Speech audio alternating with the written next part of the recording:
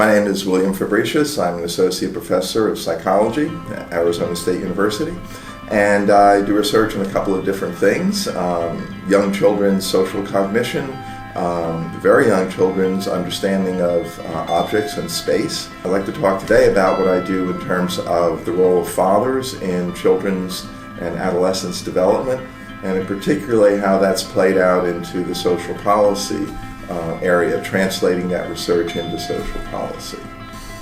So historically, child custody policy after divorce has in effect given children the great majority of their living time with their mothers and not their fathers after divorce, despite the fact that all of the contemporary laws say there should be no gender bias in courts' decisions.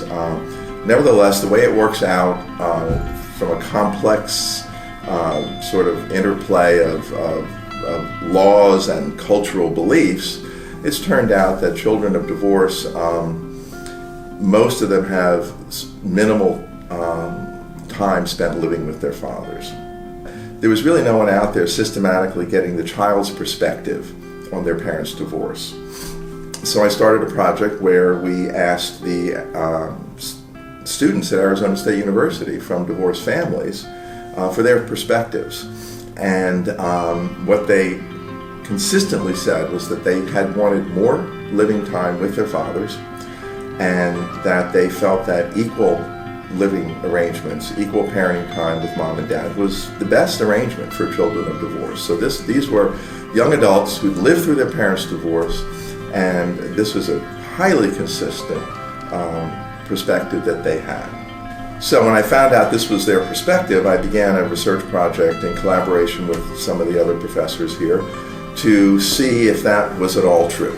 And we looked at this in every way we could in terms of correlational research, and the findings always supported the idea that children of divorce fared best long-term if they had equal parenting time with both parents.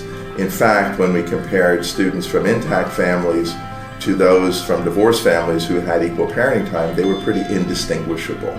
So it appeared to perhaps wipe out the harmful effects of divorce that we see in a lot of kids. Part of that research involved looking at the long-term public health literature. And it turns out that equal parenting time, the most consistent effect of that is strong father-child relationships in young adulthood and strong mother-child relationships in young adulthood.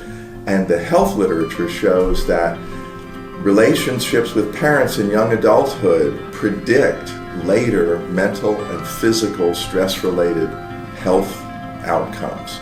So poor or insecure or uncertain relations with parents at young adulthood predict serious long-term physical and mental health problems, including susceptibility to infectious diseases, chronic diseases, and even early mortality, because stress causes harm on the system. So this then turned out to be equal parenting time turned out to be a public health issue.